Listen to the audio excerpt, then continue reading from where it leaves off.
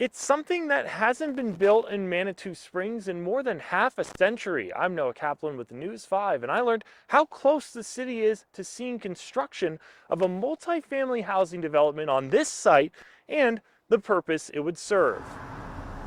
Even on a cold, snowy weekday, the stores along Manitou Avenue filled with folks like Joanne and her dog, Cody. He adopted us. Manitou is a very dog-friendly community, for sure. Joanne works in town. She and Cody moved to Manitou recently, saying the increased cost of living played a role in that decision. I moved closer to work for me so I could walk so I don't have that expense.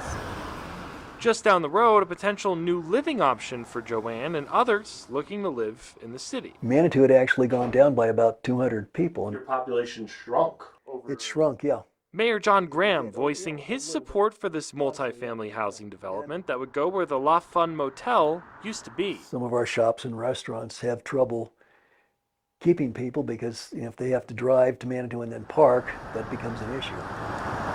This project, if approved, would be a first for Manitou in some time. Pikes Peak Housing Network says it would be the first multifamily housing development built in the city in over 50 years. The development team, Paragon, is in the process of purchasing a tax credit for its construction.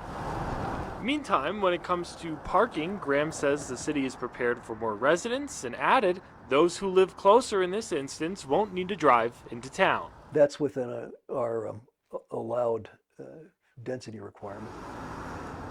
In Manitou Springs, Noah Kaplan, News 5.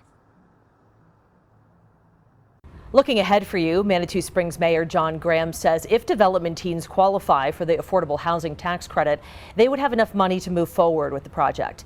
The next steps after that would include taking their proposal for the land to the city's Planning Commission and then getting approval by City Council if the Planning Commission approves.